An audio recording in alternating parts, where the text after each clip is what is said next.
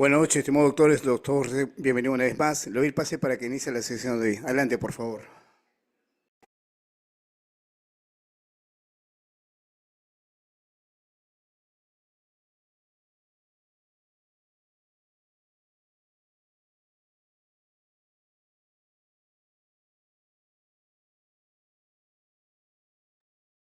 Bien, muy buenas noches con todos y con todas.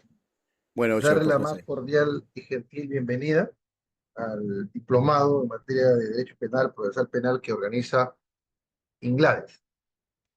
Bien, para el día de hoy nos toca conversar una tópica muy importante en el marco de este diplomado y es hablar un poco sobre aspectos jurisprudenciales en torno al proceso penal, fíjense. Y hemos creído conveniente tomar dos acuerdos plenarios, ¿no?, que se emitieron el año pasado, bueno, del 2023 específicamente. Uno que tiene que ver sobre la admisibilidad de los medios de prueba en etapa intermedia, y el otro, una poca sobre sobreseimiento. Este es el 7 de 2023. Entonces, primero vamos a conversar sobre el acuerdo plenario eh, 3-2023. Y de allí vamos a ir desbrozando algunas ideas complementarias, ¿no?, para dar cumplimiento a la programación. Muy bien. Voy a verificar mi conectividad un ratito.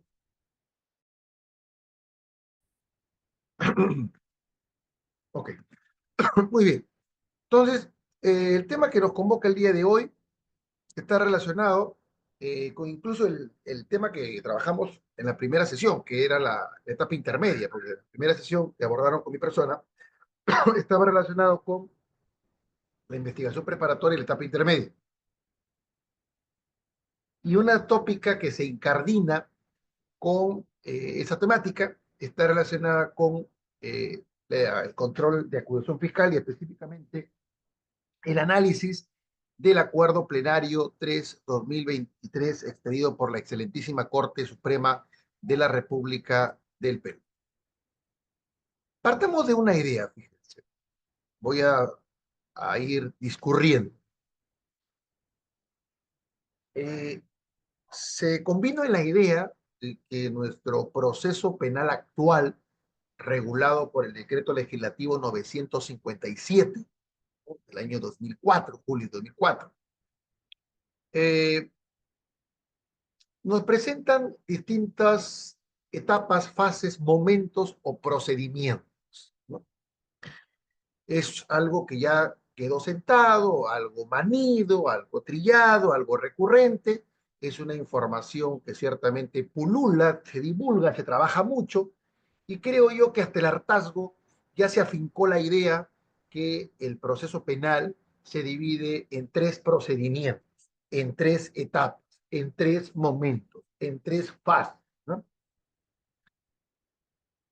Sin duda alguna, tengo que realizar esta precisión metodológica, ¿no?, de forma imperativa en la medida en que este acuerdo plenario 3-2023, expedido por la excelentísima Corte Suprema de la República del Perú, ¿ah?, va a abordar esta tópica sobre la admisibilidad de los medios de prueba en la etapa intermedia, que se incardina con la primera tópica que se abordó en el marco de este diplomado con mi persona. Eh, Tomemos firmemente la idea, que estas son las etapas del proceso penal, ¿no?, la investigación preparatoria, la fase intermedia y el juzgamiento. En la investigación preparatoria subyace a ella o forma parte de ella la investigación preliminar, y eso quedó sentado. Por mandato de la ley 32.130 de octubre del año próximo pasado, se estableció que el conductor jurídico de la investigación es el agente fiscal, es el agente del Ministerio Público, es el representante de la Fiscalía, el representante del Ministerio Público, conforme a sus facultades preconizadas en el artículo 159 constitucional, ¿eh? Y el conductor operativo, el conductor logístico, el conductor de campo, El conductor que realiza propiamente el acto de investigación es la Policía Nacional del Perú, conforme al mandato del artículo 166 constitucional. Tanto el Ministerio Público, tanto la Policía Nacional del Perú tienen un reconocimiento constitucional. El primero en el 159, el segundo en el 166 constitucional. Carta fundamental, Carta Política y Jurídica de 1993, vigente a la fecha, ¿no? Entonces, esta fase de la investigación preparatoria a cargo del Ministerio Público, regentado por el fiscal, y a cargo de la Policía Nacional del Perú en cuanto a la conducción operativa de la investigación preliminar y el primero en cuanto a la conducción jurídica de la investigación, ¿no? Es un trabajo simbiótico, policía, Ministerio Público, que ha quedado claro. Esto a partir de la ley 32.130, que genera modificaciones al Código Procesal Penal y a la forma de ver la investigación. Eso quedó claro, conversamos la primera sesión. Ahora entramos a la etapa intermedia, que también habíamos deslizado algunas ideas neurálgicas, algunas ideas troncales, basamentales, básicas, fundacionales de lo que viene a ser la etapa intermedia, ¿no?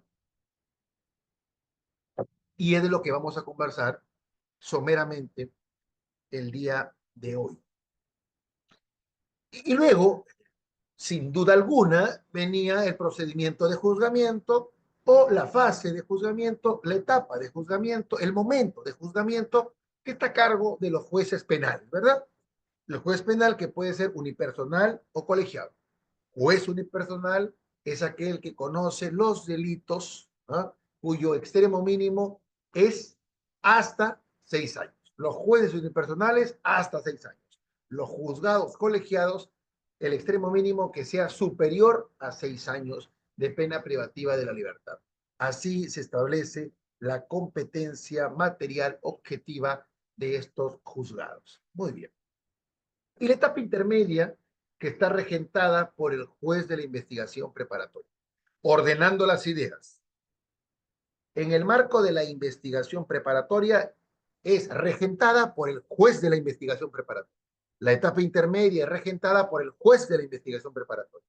La etapa de juzgamiento es regentada, es conducida y dirigida por el juez penal, que puede ser unipersonal, un solo juez, o colegiado, 3 jueces, ¿no? Estamos rememorando algunas ideas. Muy bien. La etapa intermedia, que es donde va a incardinarse nuestro acuerdo plenario, y vamos a hacer algunas ideas. Si no terminamos, continuaremos en la próxima sesión. Fíjense. En cuanto a las características de la etapa intermedia, algo importante que hay que resaltar. En principio, la etapa intermedia es dirigida por el juez de la investigación preparatoria conforme ha quedado anotado, conforme lo hemos señalado. De manera que, si analizamos, el juez de la investigación preparatoria tiene el conocimiento, la dirección de la etapa intermedia, y esto, fíjense, tiene cobijo en lo que establece el artículo quinto del título preliminar del Código Procesal Penal, ¿no?, donde alude bajo el epígrafe de competencia judicial, y allí se va a establecer que el juez de la investigación preparatoria tiene a cargo la etapa intermedia y el juez de juzgamiento la etapa de juzgamiento. Evidentemente, la competencia judicial, ¿no? Por otro lado, otra característica de la etapa intermedia que no pudimos conversar es el rige los principios de contradicción, igualdad de armas y oralidad. El principio de contradicción es uno de los principios más importantes, es uno de los principios que caracteriza nuestro actual sistema penal acusatorio, ¿no? No hay duda alguna que lo que caracteriza, lo que va a dar como nota singular al sistema acusatorio serán el principio de contradicción, el principio de oralidad, ¿no?, entre otros principios procesales y procedimentales. Muy bien. Lo que tenemos que notar entonces acá es lo siguiente. En la etapa intermedia también rige el principio de contradicción, de tal forma que se tendrá que escuchar a todos los sujetos procesales, pero por sobre todo a la defensa, ¿no? A la defensa. Porque claro, como les dije, eh, el juez recibe la información de parte del fiscal y el juez la asume como cierta, porque sabe y tiene presente que existe la contraparte, quien enarbola, quien hace uso del derecho de contradicción. Y qué mejor contralor que la propia defensa para poder establecer y testear si esa información es auténtica, esa información no es auténtica, y con ello el juez recibe, ¿no?, una información de calidad, entiende teórica. Y en etapa intermedia vemos eso, ¿no? En las audiencias preliminares de control de acusación, observamos que el representante del Ministerio Público es quien sustenta su requerimiento incriminatorio o requerimiento acusatorio. Es el fiscal el que llega a la audiencia preliminar de control de acusación y en esta fase oral, porque la fase escrita corresponde a la presentación del escrito acusatorio, lo que se ingresa por mesa de parte, lo que se ingresa por el sistema del Poder Judicial. La fase oral ya es el momento de la presentación oral, de la exposición oral que realiza el fiscal ante el juez de la investigación preparatoria con presencia necesaria, obligatoria de la defensa. No puede realizarse, ustedes saben mejor que yo, una audiencia preliminar de control de acusación sin la presencia del fiscal, sin la presencia de la defensa, sin la presencia del juez de la investigación preparatoria, para efecto de que pueda llevarse a cabo esta audiencia. Y por tanto, entonces, vemos aquí que la contradicción se va a presentar en una audiencia al momento en que el fiscal oraliza su requerimiento incriminatorio, el momento en que el fiscal oraliza su acusación fiscal, la defensa, habiendo planteado por escrito entre los 10 días hábiles observaciones a la acusación, sean observaciones formales, planteamiento de medios técnicos de defensa, cuestionar, ¿no?, lo relacionado con la pena, con la reparación civil, ¿no?, opugnar los medios probatorios ofrecidos por el fiscal, seguramente por impertinentes, etc. Muy bien. Entonces, allí vemos cómo es que se presenta, cómo es que se da, cómo es que se materializa la contradicción. La posibilidad que tiene la contraparte, el otro sujeto procesal, de poder observar, de poder cuestionar, de poder opugnarse a este pedido del fiscal, ¿no? Y viceversa, también lo hará el Ministerio Público, ciertamente, al momento en que le corren traslado con esas observaciones formales, con esas observaciones sustanciales efectuadas al requerimiento incriminatorio, y podrá absolver por este principio de contradicción esta información. Y también lo hará, ¿no?, entiendes, del fiscal al momento en que hay una proposición de medio de prueba por parte de la defensa que también se da en la etapa intermedia. Muy bien. También se rige el principio de igualdad de armas. Montero Aroca alude, acuña el término igualdad de armas. Eh, Fíjense, quizás la denominación igualdad de armas tenga que ver, ¿no?, específicamente con lo relacionado a las igualdades o iguales oportunidades para desenvolverse en el proceso penal. Yo creo que el término más técnico, el término correcto es igualdad procesal. Igualdad procesal. Igualdad de armas no solamente suena un tanto inquisitivo, sino que podría entenderse que se inclina más a lo adversarial, ¿no? Y que evidentemente lo adversarial, ¿no?, lo adversarial es propio del sistema de esta naturaleza, ¿no?, en el sistema angloamericano. Entonces, igualdad procesal implica que los sujetos procesales tienen iguales oportunidades para desenvolverse, para participar, para ofrecer, para cuestionar, para impugnar dentro del proceso penal y específicamente en los procedimientos que concierne este proceso penal, ¿no? Igualdad de oportunidades. Y es que si uno echa vista al título preliminar del Código Procesal Penal, encontrará en el artículo 1, ¿no?, alojado el principio de igualdad procesal encargándosele incluso al juez que sea este quien busque esa igualdad, quien lime cualquier desnivel que pueda existir entre los sujetos procesales, ¿no? En su rol de director de audiencias, advierta si hay situaciones de indefensión, si hay situaciones de inidoneidad en el desempeño funcional, en el desempeño de la defensa, y pueda superar esas deficiencias para que exista, evidentemente, una verdadera, objetiva y concreta igualdad procesal y, como te diría en esta presentación, una igualdad de armas. Muy bien. Claro que en el ámbito de la etapa intermedia y estas notas características vemos que todas las partes debaten los resultados de la investigación preparatoria. Eso se ve mucho, no como un escrutinio que se deba realizar a la investigación, que es lo que yo creo aquí hay que comprenderlo, ¿no? En la etapa intermedia, cuando se plantea, por ejemplo, por parte de la defensa, un sobreseimiento, ¿no es cierto?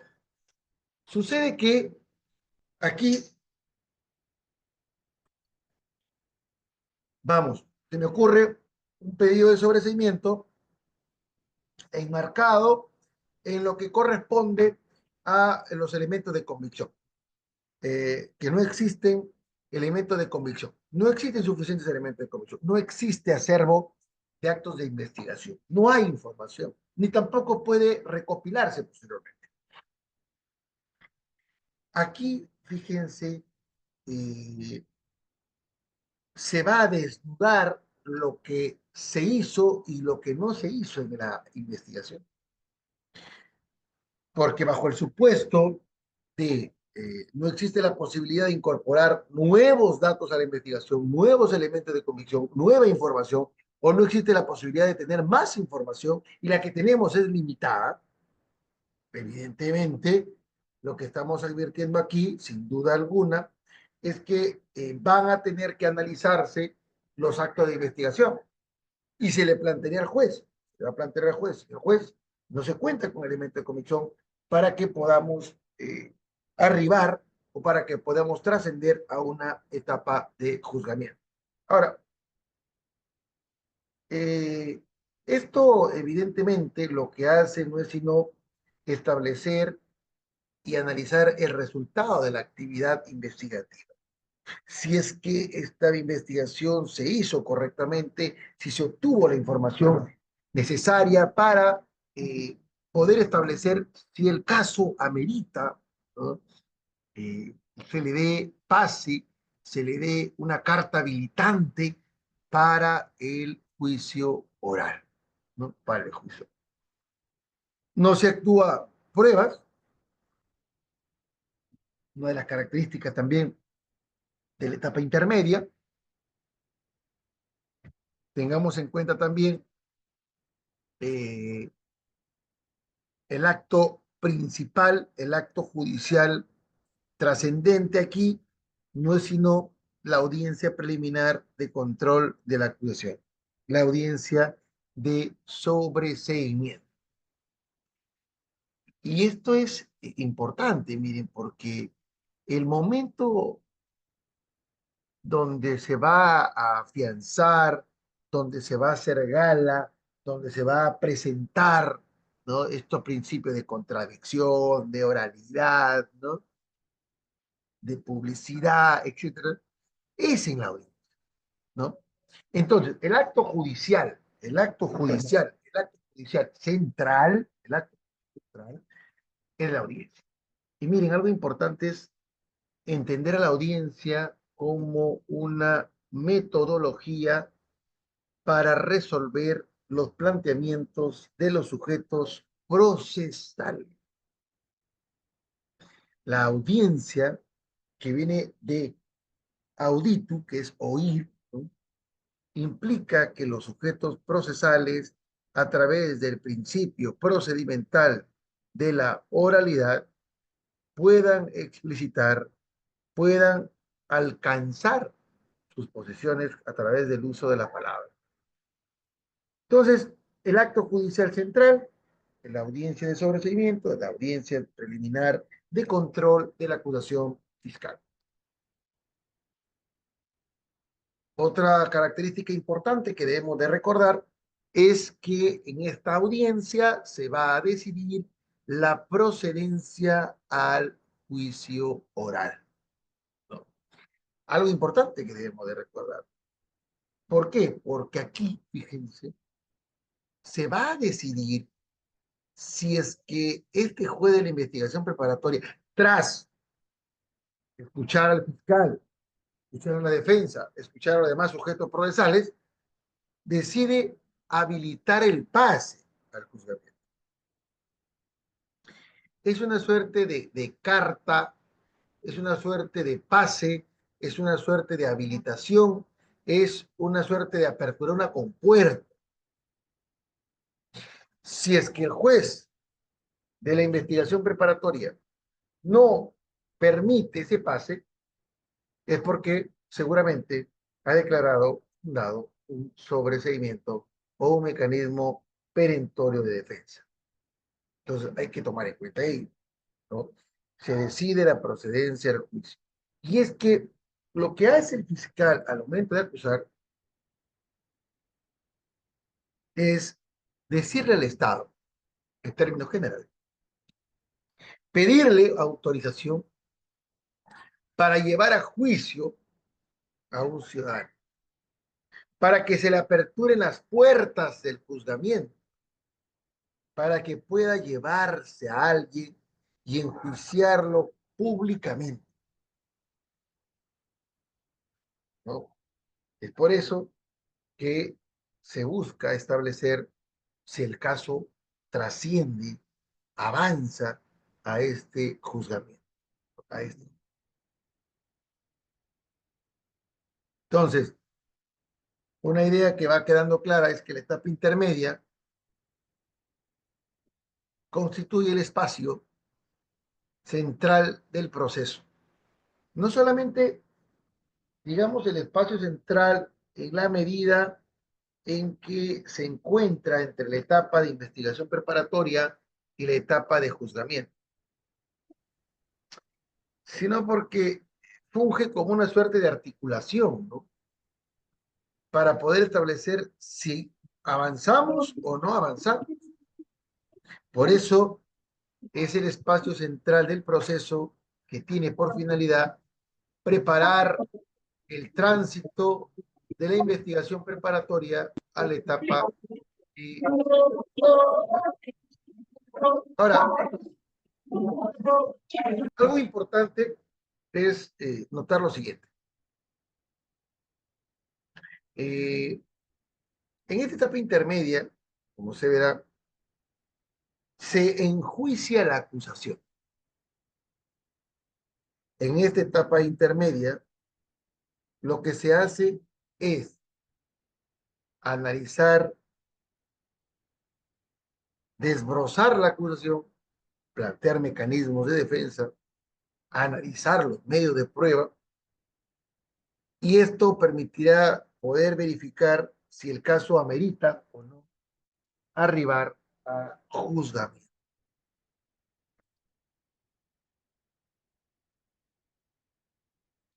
Algo importante que quiero compartir con ustedes es entender la etapa intermedia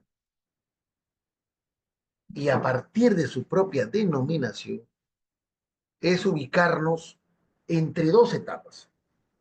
Vemos por un lado la investigación preparatoria, vemos por otro lado la fase de juzgamiento. Entonces, es una fase intermedia. Está entre estas dos etapas. Y tenemos que entenderlo así, porque es un tránsito por el cual va a discurrir el proceso.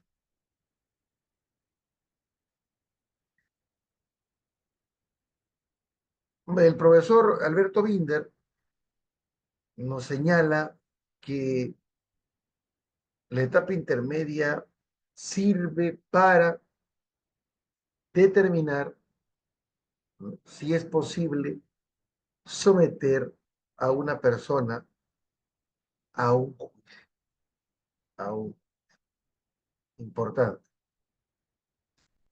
Determinar si es posible someter a una persona a juicio.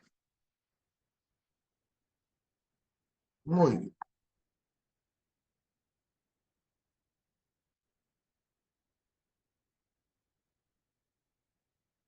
Eh, Alberto Wiener también considera, fíjense, si es que un tribunal ordinario, claro, estamos hablando de etapa intermedia,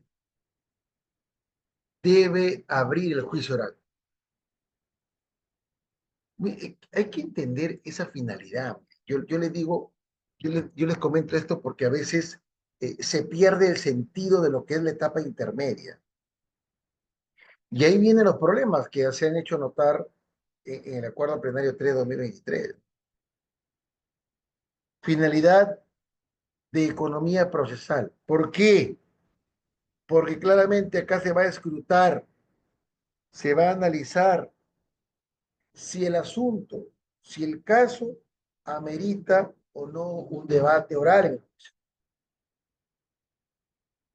Una buena etapa intermedia se entiende teóricamente que va a evitar gastos innecesarios, que va a evitar, no, sin duda alguna, que se someta al imputado a una pena banquillo cuando el caso puede terminar en etapa intermedia a través de un sobreseimiento o un mecanismo medio técnico de defensa. Entonces, la etapa intermedia se diseña para ello, para evitar someter innecesariamente a alguien a un proceso, a un juicio. Entonces, si queremos establecer una postura, diremos lo siguiente. Eh, la etapa intermedia resulta ser un conjunto de actos procesales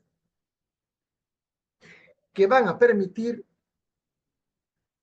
revisar si la investigación preparatoria, si la instrucción preparatoria se encuentra completa y decidir si cabe o no el juzgamiento.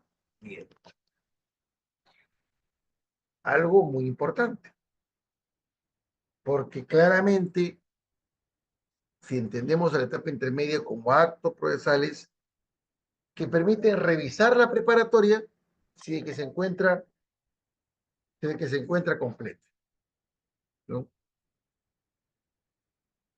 Entonces,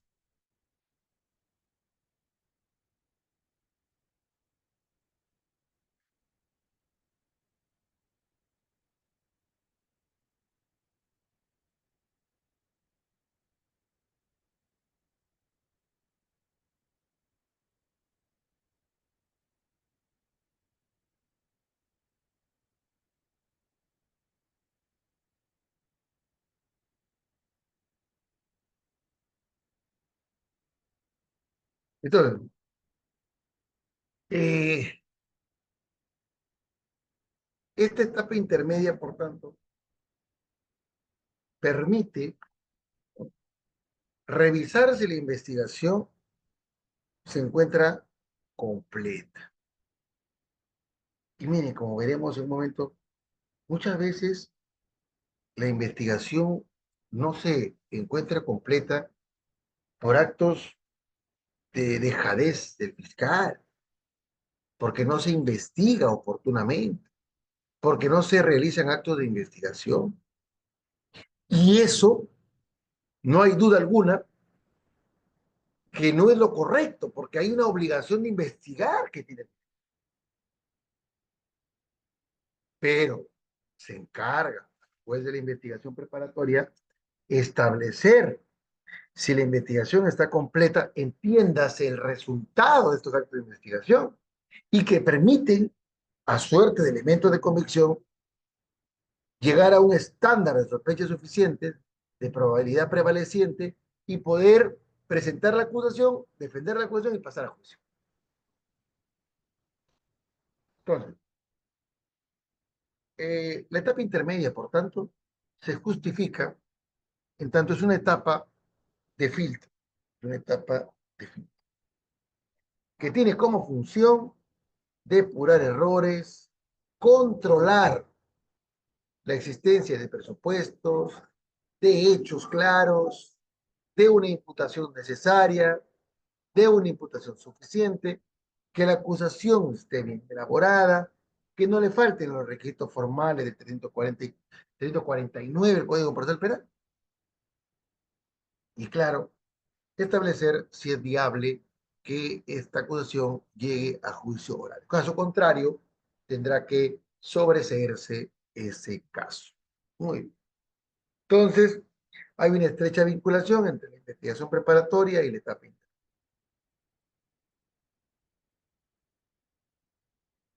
Algo que también debemos de tomar en cuenta es que la etapa intermedia se fundamenta en que va a definirse si el proceso penal continúa, es decir, si se abre o no el juicio. Miren la trascendencia.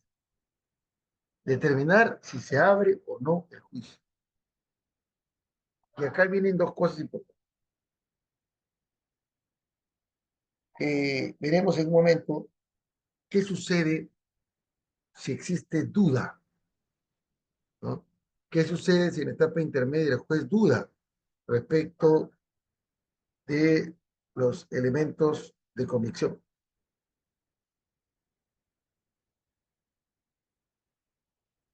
Hay una casación, la 760-2016, la libertad, caso César Acuña Peralta, indica que en estos casos la duda, la duda favorece a la acusación, por tanto pasa a juicio.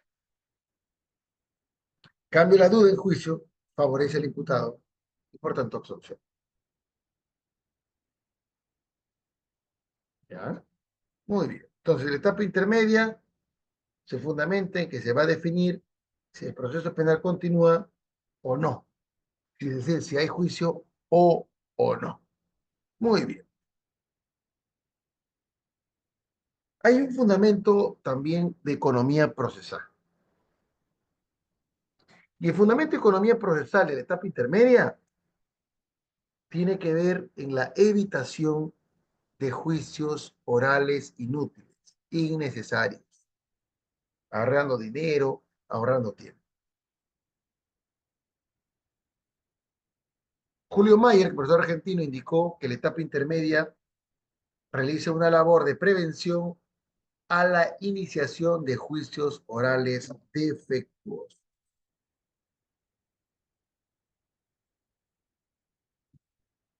Hay funciones de la etapa intermedia que se han sentado en la doctrina.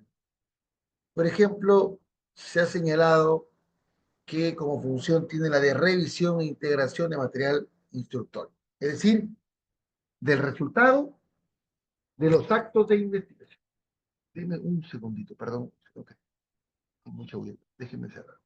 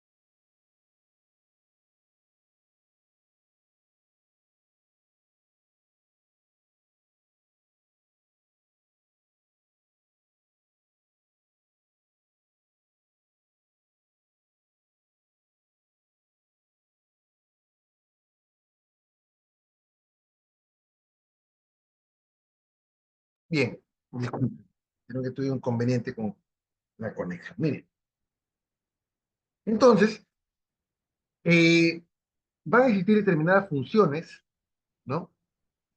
Que se le asignan a la etapa intermedia, como hemos venido notando, las funciones que tiene la etapa intermedia es de la revisión del material instructorio, bueno, del material obtenido de los actos de investigación, del resultado de los actos de investigación desplegados en la etapa de investigación preparatoria. También tiene otra función de control de los presupuestos de apertura del juicio, oral. Y claro, porque para poder aperturar un juicio oral se entiende que hay una probabilidad prevalente respecto a la responsabilidad penal que puede tener, ¿no? A esa suficiencia convictiva para poder llevar a una persona en calidad de acusada, ¿no? Y someterla a un juicio público, oral y contradictorio. Muy bien. Entonces, vamos ya entrando en materia y establezcamos, ¿no?, que esta etapa intermedia tiene una función de control de la acusación, ¿no?, a establecer realmente si hay mérito para pasar a juicio, tiene una función programática del juzgamiento, es decir, para poder establecer si realmente este caso tiene aliento suficiente para llegar a juicio. Muy bien. Algo que debemos tomar en cuenta es la llamada probabilidad de causa de la etapa intermedia. Eh, la probabilidad de causa de la etapa intermedia no es sino un aspecto importante que le corresponde al fiscal. Y hay que tener en cuenta, antes de postular una acusación ante el órgano jurisdiccional, si realmente existe o no esta probabilidad de causa. Esto implica un ejercicio responsable de la acción penal. Tenemos de un lado a que el fiscal tenga que haber realizado una idónea investigación, recabado suficientes elementos de convicción, establezca, ¿no?, esa probabilidad de causa, esa probabilidad prevalente o prevaleciente, esa sospecha suficiente para acusar. Y claro, por eso se señala que tiene que presentarse de manera responsable, ¿no? Esto conlleva que el fiscal tenga que analizar concienzudamente si tiene elementos suficientes para encausar a una persona, para llevarla a juicio y por tanto plantea su acusación, o no ha recabado esta información y por tanto tiene que cerrarse el caso a través de un pedido de sobreseimiento. Muy bien. Algo que también corresponde analizar es lo relacionado con los modelos de etapa intermedia. Los modelos de etapa intermedia. Miren, en cuanto a los modelos de etapa intermedia, tengamos en cuenta algo. Hay modelos de etapa intermedia optativos. Esto implica que solo se apertura la etapa intermedia cuando existe oposición, cuestionamiento por parte de algún sujeto procesal.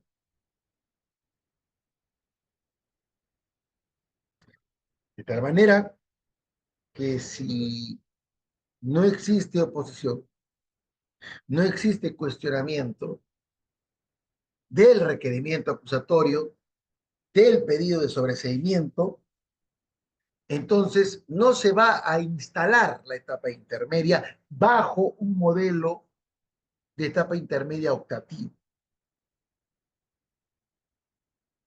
Bajo un modelo de etapa intermedia optativo, solo se instala la etapa intermedia cuando hay oposición, cuando hay cuestionamiento.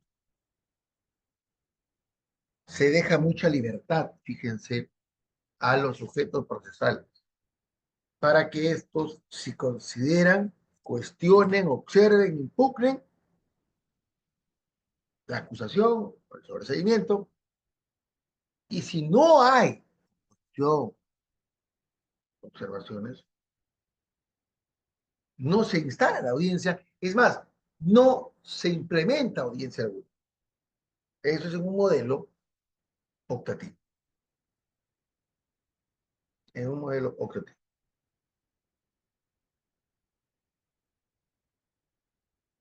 También tenemos otro modelo, que es el modelo obligatorio. Y acá nosotros nos vamos a afiliar. Un modelo obligatorio de etapa intermedia es aquel modelo en donde imperativamente, inexorablemente, se va a dar en todos los casos. Dicho de otra manera, vamos a tener audiencia preliminar de control de acusación aun cuando ningún sujeto procesal haya observado, cuestionado la acusación, el requerimiento acusatorio. Entonces,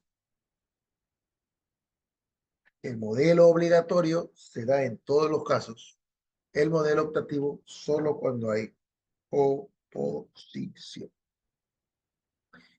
Cuando hablamos de un control obligatorio que se da en todos los casos, lo dijo, y acá nos afiliamos, ¿no? Nuestra república, nuestro Código Procesal Penal acoge, ¿no?, el modelo obligatorio. Obligatorio. Y en este ámbito de control obligatorio, vamos a encontrar el control formal y el control sustancial. El control formal se relaciona con los requisitos formales de la acusación,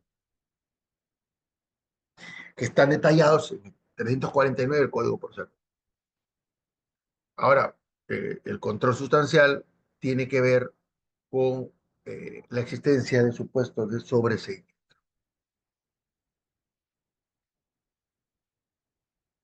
Algo importante es que debemos tener en cuenta sobre la probabilidad de causa de lo siguiente.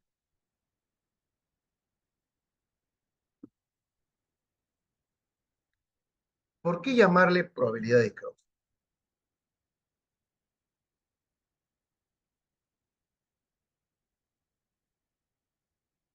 ¿Qué sucede si no existen, no existe, fíjense, probabilidad de causa?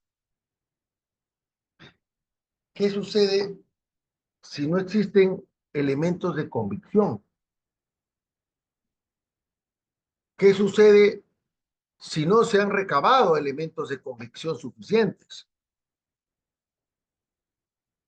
Ahora, nos preguntaremos nosotros, de no existir suficientes elementos de convicción o hay poca probabilidad de causa. ¿Qué sucede? Se va a generar una distracción innecesaria al órgano jurídico. Vamos a ocupar espacio procesal innecesariamente. Creamos falsas expectativas en el litigante, porque el litigante abrigará expectativa que su caso arribará a un juicio, se debatirá en un juicio, pero fíjense el nivel de responsabilidad que debe de tener el fiscal. Tenemos que partir bajo un pronóstico, advertir claramente si tenemos o no un pronóstico positivo de un juicio y tenemos un pronóstico positivo de condena. No se trata de acusar por acusar. Antiguamente, y digo así porque bajo el código de procedimientos penales, incluso la ley orgánica del Ministerio Público, que añeja, establecía que cuando el fiscal tenía dudas respecto a la comisión de un delito, formulaba una acusación formal. Y cuando estaba convencido de la participación o responsabilidad, acusación material. Ahora, si el fiscal no tiene elementos de convicción, no porque, no porque vamos a entenderlo así, no existen elementos de convicción porque pese a los actos de investigación no se llegaron a copiar. Entonces, el fiscal no debe postular una acusación, sino optar por una audiencia de sobreseimiento cuando no tenga elementos de concreción, no tenga elementos de convicción.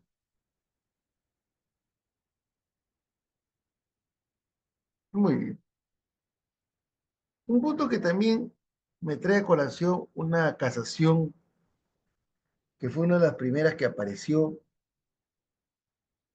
a propósito del Código Procesal Penal,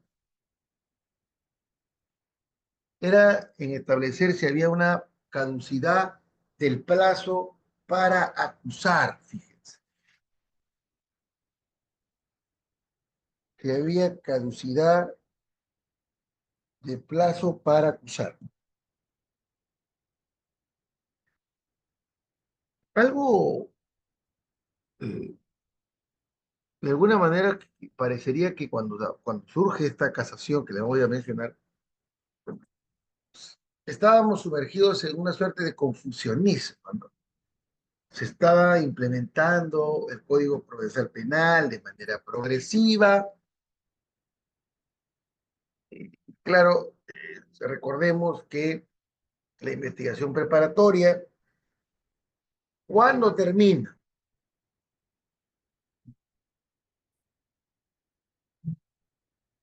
La investigación preparatoria termina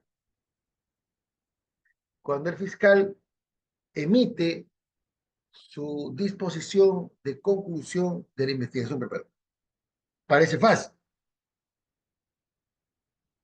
pero hay que entender que se concluye la investigación preparatoria cuando ha cumplido su objeto la investigación. Ya no, ya cumplió su objeto. Entonces, si ya cumplió su objeto, el fiscal lo que va a realizar es disponer la conclusión de la investigación preparatoria. Dos, se le vence el plazo. Si se le vence el plazo de la investigación preparatoria, claramente aquí debe de emitirse la disposición de conclusión de la investigación preparatoria. Y tres, por orden judicial. Nos plantea un control de plazo y el juez de la investigación preparatoria le ordena al fiscal que emita pronunciamiento. Y en este caso, vemos nosotros que ese plazo es de 15 días.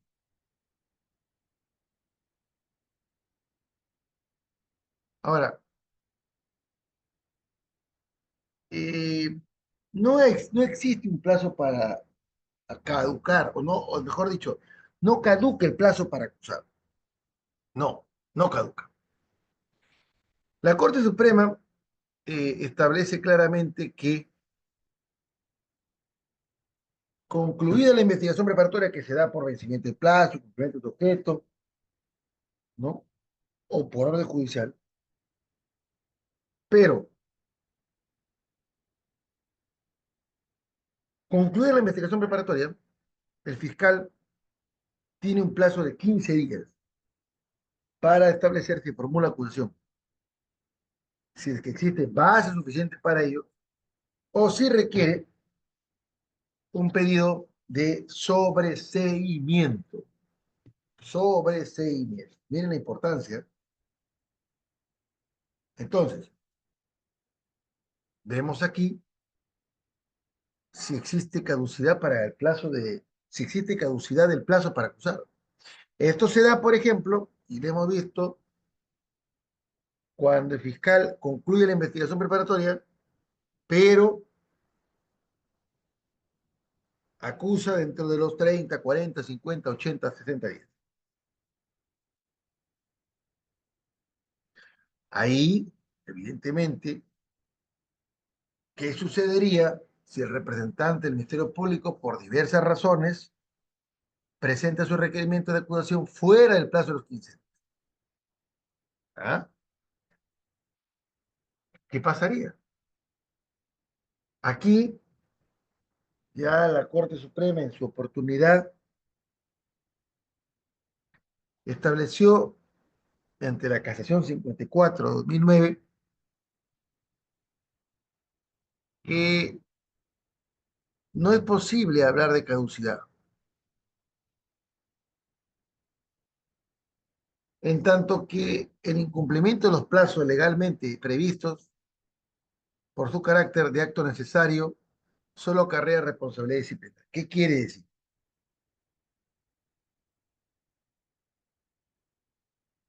No es posible hablar de la caducidad del plazo para acusar, porque hacerlo implica de generar una función, una atribución que tiene el fiscal.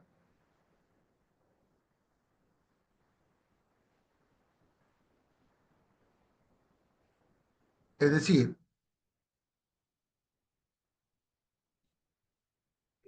pensar que se le va a caducar la facultad al fiscal de acusar por vencimiento de plazo sería, pues, si se quiere, eh, establecer la imposibilidad de que se pueda gestar el proceso penal. Sin acusación, no hay sentencia. Sin acusación, no hay pena. Entonces, cuando hablamos de caducidad del plazo para acusar, hay que entender que existe un plazo que son de 15 días para los delitos comunes para que el fiscal pueda emitir su requerimiento acusatorio, su requerimiento de recibimiento. Entonces, no hay posibilidad, señala la Corte Suprema, que se declare la caducidad del ejercicio de la acusación fiscal por vencimiento de plazo. Pero lo que sí genera, de acuerdo a la Casación 54/2009, es responsabilidad disciplinaria.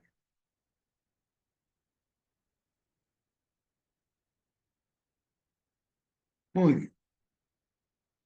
Entonces, preguntémonos cuáles son los actos procesales que se realizan en la fase intermedia. En principio, tenemos al fiscal que plantea su acusación, tenemos a la defensa que plantea un sobreseimiento, observa la acusación por efectos sustanciales o formales, deduce secciones, solicita imposición o revocación de alguna medida coercitiva, ofrece pruebas para juicio, solicita actuación de prueba anticipada, objeta la reparación civil, insta un principio de oportunidad, etc.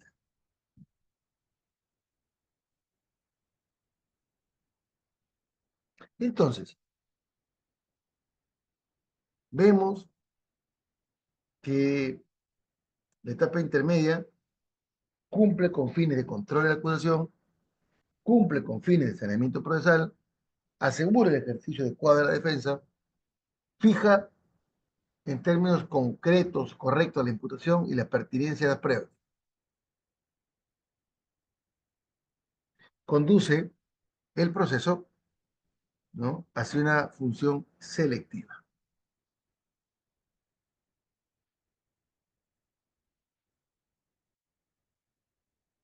Muy bien. Veamos.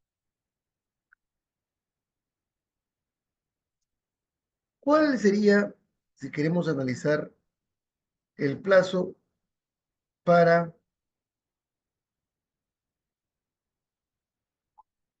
llevar a cabo la etapa intermedia? Esta etapa del proceso penal comprende desde que se dispone la conclusión de la investigación preparatoria hasta que se dicta el auto de enjuiciamiento o se expida la resolución que declara el sobreseimiento de la causa por parte de la autoridad jurídica. Miren, eso es lo que se da en la etapa intermedia. Entonces, la etapa intermedia comprende desde que se concluye la investigación preparatoria hasta que se dicte el auto de enjuiciamiento.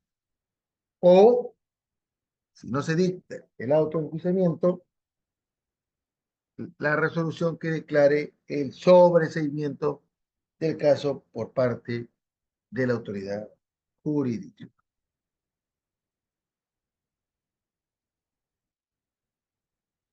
El artículo 351,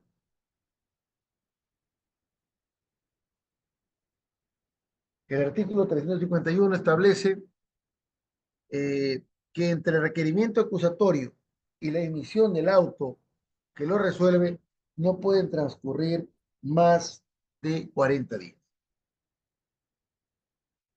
Y en casos complejos y de crimen organizados no puede exceder de 90 días. Esto significa que la etapa intermedia tiene un coto temporal, tiene un plazo entre el requerimiento acusatorio y la emisión del auto que lo resuelve, es el auto de enjuiciamiento, desde que se emite el requerimiento acusatorio, se presenta el requerimiento acusatorio hasta que se emite el auto de enjuiciamiento, dice la norma, no puede transcurrir más de 40 días en casos comunes y no más de 90 en casos de crimen organizado. Muy bien. Ahora, si hacemos una pregunta interesante, a ver, ¿cuánto sería el plazo total en etapa intermedia? Porque por un lado, tenemos los 15 días que se tiene para decidir si se acusa sobre eso. Y aquí nos señala que desde el requerimiento acusatorio hasta el auto que lo resuelve, no pueden transcurrir más de 40 días. Entonces, antes de la acusación, se había concluido la investigación preparatoria y tenía 15 días. Entonces, sumamos 15 más 40, 55 días es lo que tiene que durar la etapa intermedia, teóricamente hablando. En crimen organizado, evidentemente son 120 días. Muy bien, veamos. En cuanto al plazo de etapa intermedia cuando hay requerimiento sobre seguimiento, aquí es diferente. Porque aquí vamos a ver nosotros que entre el requerimiento de sobreseimiento y la audiencia que lo resuelve, no pueden transcurrir más de 30 días. 30 más 15 anteriores, que es la etapa que luego que se concluye el crimen fiscal para analizar, son 45. Y en caso de crimen organizado o casos complejos, 60 días. Muy bien.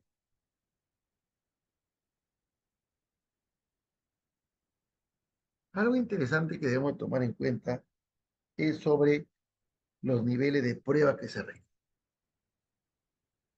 O el estándar, ¿no?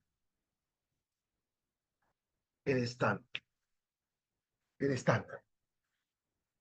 Por un lado, vemos que para efectos de tener o incoar o iniciar una investigación preliminar, es el de sospecha inicial. Para formalizar la investigación preparatoria es sospecha reveladora. Reveladora. Para acusar, sospecha suficiente. Para prisión preventiva, sospecha grave o fuerte. Y para llegar a la sentencia es desterrar cualquier duda, ¿no? O tener la verdad más allá de toda duda. Muy bien. Hemos visto entonces la importancia de la etapa intermedia. Veamos rápidamente lo concerniente a la prueba, porque vamos a hablar de la admisibilidad, esperemos que el tiempo nos alcance. La prueba, dice Tarufo, es el instrumento del que se valen o disponen las partes y el juez para determinar en el proceso si se pueden o no considerar como verdaderos los enunciados relativos a los hechos principales del caso, bajo la premisa de que en el proceso es posible, con criterios racionales, obtener una aproximación adecuada a la verdad. Entonces, prueba, instrumento que disponen las partes para determinar en el proceso si se pueden o no considerar como verdaderos los enunciados, afirmados por. Muy bien.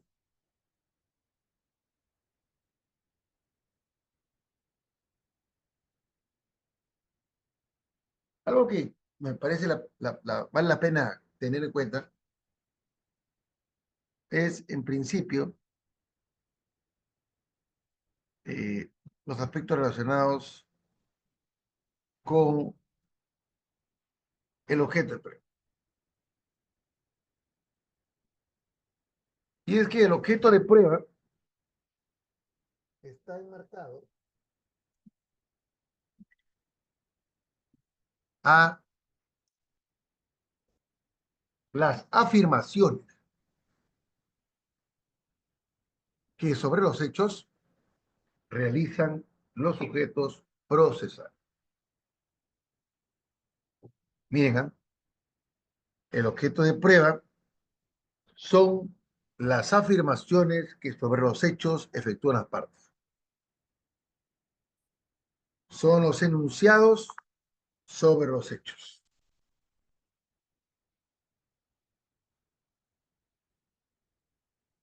Los hechos existen en la realidad, fuera del proceso, en el cual se verifican las afirmaciones de las partes que efectúan.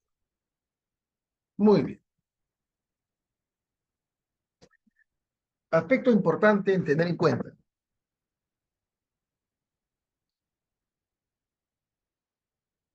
Fíjense.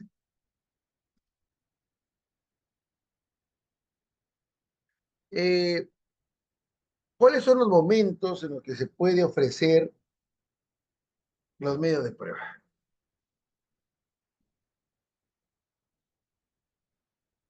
¿Cuáles son los momentos en los que se pueden ofrecer los medios de prueba? Tener en cuenta. En principio, hay que tomar en cuenta que se ofrecen en etapa intermedia. En etapa intermedia. Y claro, de acuerdo al artículo 350, apartado 1, literal F, para la defensa. Pero el fiscal ofrece sus medios de prueba con su requerimiento acusatorio. Con su requerimiento. Entonces, el momento en el que se ofrecen los medios de prueba es en etapa intermedia. El fiscal lo hará, su requerimiento acusatorio, la defensa lo hará al momento en que absuelve el traslado de requerimiento acusatorio, que son 10 días. Muy bien. También tenemos nosotros otro momento que es el llamada prueba nueva. Y aquí se va a presentar situaciones en donde se obtuvo información, entiéndase, aquella que es conocida después de la audiencia de control de la acusación fiscal. ¿Mm? Nueva prueba. Entonces, ya en juicio también podemos ofrecer prueba nueva.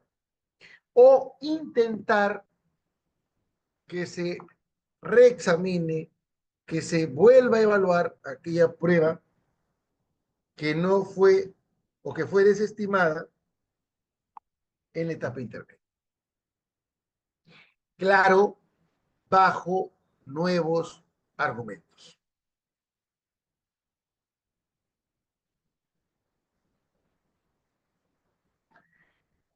También hay un momento, se dice, que es cuando se culmina la recepción de las pruebas y evidentemente se echa mano a la prueba de oficio.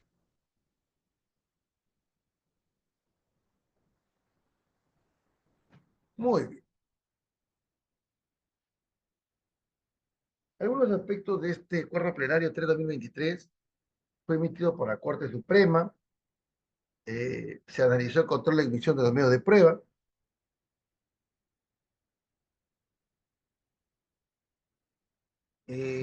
dentro de los aspectos que fueron analizados, que fueron desbrozados, se tuvo que ver lo que es el objeto de prueba, lo que vienen a ser los límites del derecho a la prueba, la proposición de la prueba, la admisibilidad de la prueba, la superabundancia de la prueba, entre otros.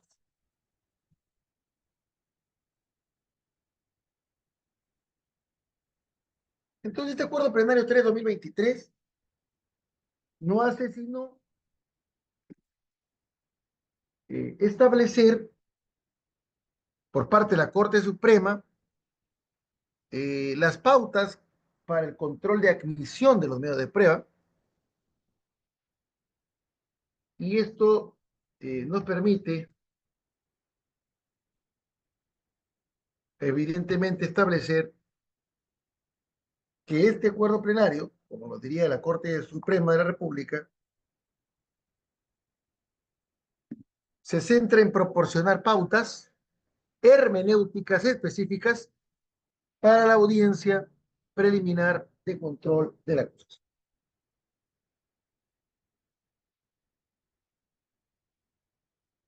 También se centra en establecer la admisión de medio de prueba para su actuación en juicio. Se centra en establecer, de acuerdo plenario, pautas hermenéuticas claras para garantizar un proceso coherente, un proceso justo.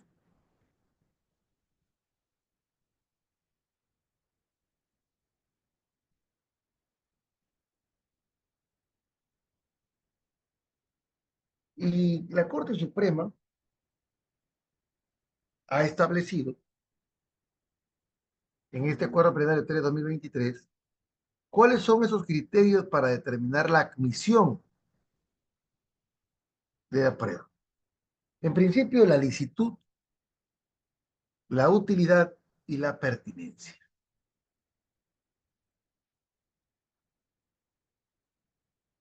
Y acá tenemos que ver, ¿no? No se pueden admitir medios de prueba ilícitos, porque cuando existe un ofrecimiento en etapa intermedia de medios de prueba ilícitos, corresponde su inadmisión. Y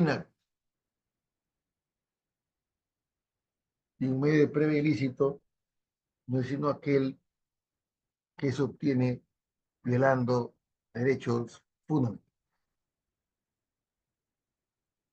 Es pertinente Porque el medio de prueba tiene que guardar relación con lo que es objeto del proceso.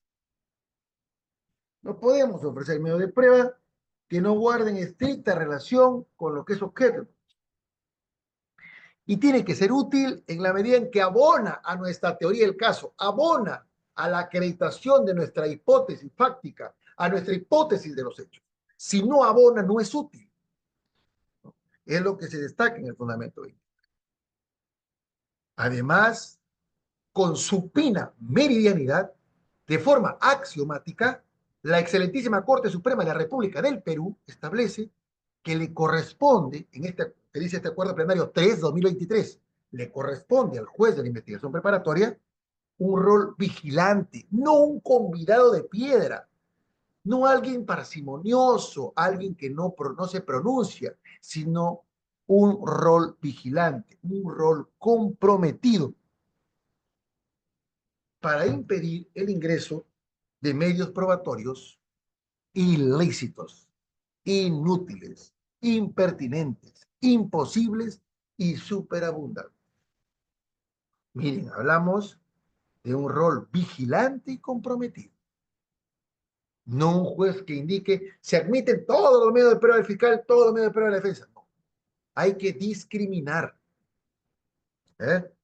Tenemos que escudriñar lo que es pertinente, conducente, útil, verosímil, de lo que no es sobreabundante. Por eso el fundamento 23 de este acuerdo plenario 3/2023 así lo señala. Tiene un deber de cuidado, llevando a cabo el control de la acusación, ¿no? Tiene que controlar las oposiciones, las objeciones de las partes. Algo que también nos llama la atención es que en este acuerdo plenario 3/2023 claramente se establece, claramente se establece el rol que tiene el juez y sobre todo establecer que la audiencia debe ser breve. No podemos ya hablar de audiencias elongadas, audiencias que demoran 10, 20 horas, 15 horas, ¿no? Un total de propósito. Audiencias que demoran más que un juicio oral. Entonces, en este acuerdo plenario se reitera la necesidad de que las audiencias sean breves. Se relieve el rol que tiene el juez. Además, indica la Corte Suprema en este acuerdo plenario 3/2023 que cuando las partes, los sujetos procesales, propongan medios de prueba, debe indicarse con precisión. No cabe su lectura integral, ¿no? Al tratarse de un prueba documental, sino determinarse cuál es la relevancia probatoria, para qué ofrezco. Es decir, hay que indicar con precisión. ¿Ah? Tampoco indica la Corte Suprema que son admisibles las llamadas adhesiones masivas. Esas adhesiones masivas a los medios de prueba que ofrece una parte, cuando dice el fiscal, otra, por comunidad de la prueba, ofrezco las mismas pruebas del Ministerio Público. Eso no. Tiene que especificarse cuáles son esos medios de prueba y cuál es la pertinencia para su hipótesis, para su teoría del caso. Cuando se pide el sobreseimiento en etapa intermedia, fíjese en esta audiencia preliminar de control de acusación, tiene que plantearse de manera concreta. No se pueden aceptar argumentos repetitivos.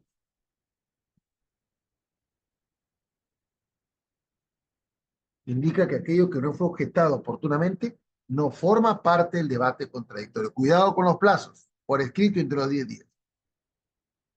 No es necesario, nos dice la Suprema, que todas las partes asistentes intervengan en todas las cuestiones. Solo deben hacerlo respecto a las cuestiones que puedan afectar, miren esta importancia, que puedan afectar. Muy bien. No, es que a veces uno se acostumbra mal y considera que tiene que objetar todo, que tiene que cuestionar todo, y eso no es así. Entonces, tengamos en cuenta ello, ¿no? Que no siempre se tiene que objetar, no siempre se tiene que cuestionar los planteamientos. Solo se debe hacer respecto a las cuestiones que puedan afectar a la hipótesis de cada sujeto. Únicamente se va a someter a debate, señala la Suprema en este acuerdo plenario 3/2023, lo que es materia de objeción, que fue planteado oportunamente por los sujetos procesales.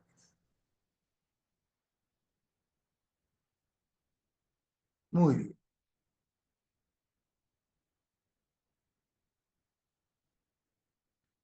El juez de la investigación preparatoria puede determinar, ante lo evidente o patente, la admisión directa o inmediata de determinada prueba, más aún si no ha sido objetada. Esto significa que el juez de la investigación preparatoria no es un convidado de piedra. Tiene que, si no lo hace la parte, el sujeto procesal, él lo puede hacer. Puede ordenar el debate de admisión de pruebas, ¿no? En este caso puede también establecer y determinar cuáles se admiten y cuáles. También se habló en este acuerdo plenario de la sobreabundancia, algo importante. La sobreabundancia de la prueba, el juez de la investigación debe tener en cuenta, por el principio de inmediación, que los medios de prueba propuestos deben propender a los que mejor conocen el hecho objeto del tema. Claro, no voy a ofrecer pues 10 efectivos policiales que hicieron la intervención policial cuando basta con 2, basta con 3, y estableciendo y determinando qué es lo que pudieron observar, qué es lo que pudieron percibir, qué es lo que pudieron realizar.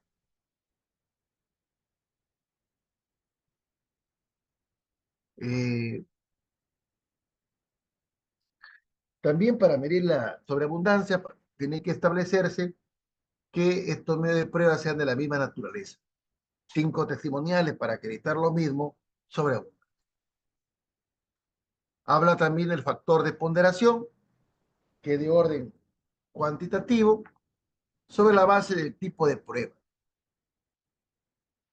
Muy bien. Entonces, dentro del proceso penal, habría que establecer lo que es objeto de prueba, y este acuerdo plenario nos señala que el objeto de la prueba abarca los hechos que son objeto de imputación, los que incluyen lo relacionado con la punibilidad, con la determinación de la sanción penal, la pena, la medida. Eso está en el artículo 156 del Código Procesal. Eso por un lado, eso es la acusación fiscal. Por otro, señala el acuerdo plenario que la defensa, por su parte, puede proponer hechos para negar lo imputado o introducir elementos impeditivos, modificativos, excluyentes, extintivos. Acá, como lo dijimos la vez pasada, la carga de la prueba subjetiva, ciertamente la tiene el fiscal respecto de los hechos constitutivos del delito. Los hechos impeditivos, los hechos extintivos están a cargo de la defensa. Muy bien. Entonces, tanto lo relacionado, ¿no?, con los elementos impeditivos, modificativos, incluyentes extintivos, todo ello es lo que es objeto del debate. Muy bien. También se alude, ¿no?, a la prueba ilícita, que esta puede ser aquella que está prohibida por la ley, aquella que está realizada por forma distinta a la regulada en la ley, o aquella que es inconstitucional. Muy bien, muy bien. La Corte Suprema también alude a aspectos relacionados con la prueba impertinente y nos dice, para ir terminando ya, que esta prueba impertinente, ¿no?, está aquella que se relaciona en cuanto a que no contribuye al esclarecimiento de los hechos. La prueba impertinente no contribuye al esclarecimiento de los hechos objeto de debate. La prueba inútil evidencia que no aporta información o claridad al juez, no va a aportar, es una prueba inútil, no aporta nada. La prueba imposible es aquella que incorpora situaciones en las cuales la prueba resulta impracticable o inalcanzable. Y la prueba superabundante o sobreabundante cuando hay un exceso de evidencia, ¿no?, al punto de que ya resulta siendo un amplísimo espectro de pruebas o medios de prueba ofrecidos que genera pues una pérdida de tiempo y en contra del principio de economía procesal. Muy bien. De tal manera que, tomando en cuenta lo manifestado, ¿no?, en cuanto a la proposición de la prueba, la Corte Suprema indica que esta proposición de la prueba es un acto procesal que se realiza, como lo dijimos, en la etapa intermedia del proceso penal. La parte que propone una prueba debe explicar la pertinencia, la utilidad, la necesidad y la conducencia del medio de prueba ofrecido. En este caso, también hay que tener en cuenta, dice la Suprema, que las partes, entiendas de fiscalía y las demás partes procesales, deben presentar sus pruebas en su escrito de acusación fiscal o de contestación a la acusación en el caso de la defensa. Este escrito contiene la identificación de los órganos de prueba, ¿no?, los testigos, los peritos, sus domicilios y demás datos específicos. El juicio de admisibilidad de la prueba hay que entender que se refiere, dice la Suprema, al examen que realiza el juez acerca de este juicio de admisibilidad si concurren ciertas condiciones genéricas o específicas, prescritas por la ley, ¿no?, para aceptar la actuación de medio de prueba. La pertinencia, la utilidad, la no sobreabundancia, que no sea imposible, que no sea inaceptable. Muy bien. Para terminar, entonces, algo importante que hay que destacar de lo siguiente. Frente a solicitudes confusas, dice la Suprema, incompletas, va a corresponder al juez de la investigación preparatoria en aplicación de ese deber que tiene de esclarecimiento, de control, exigir aclaración. Además, señala la Suprema que si por alguna razón, siempre justificada, la solicitud se presenta en la propia audiencia, en ese momento debe de exigirse que se aclare o se... La regla es que la solicitud de la prueba se presente por escrito, en el escrito de acusación, como lo hace el Ministerio Público, ¿no?, o en la contestación de la acusación. Pero también se señala que muy excepcionalmente, por causas debidamente justificadas, respecto de lo tardío de la propuesta, puede aceptarse el ofrecimiento de pruebas. Si no se presentó por escrito, si no estuvo en la acusación, hay que esperar una justificación del por qué y lo determinará el juez de la investigación preparatoria. Muy bien.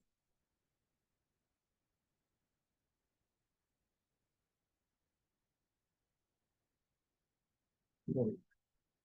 Hemos tratado de abordar, ¿no?, claramente algunos aspectos que se señalan en este acuerdo plenario, finalmente de establecer algo que se indica, ¿no?, en este acuerdo plenario, la duración.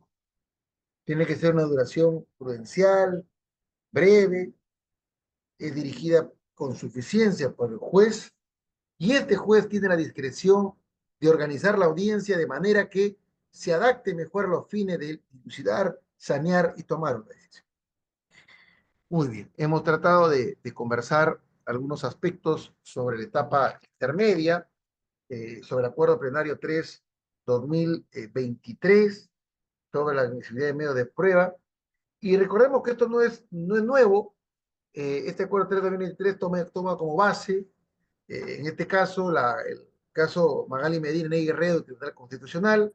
Toma en cuenta el caso Federico Salas Guevara Schultz, donde se establecen unas características intrínsecas de la prueba, pertinencia, conocimiento, utilidad, constitucionalidad, verosimilitud, legalidad, etc. Muy bien, no sé si tienen alguna pregunta, alguna reflexión para cerrar nuestra jornada del día de hoy.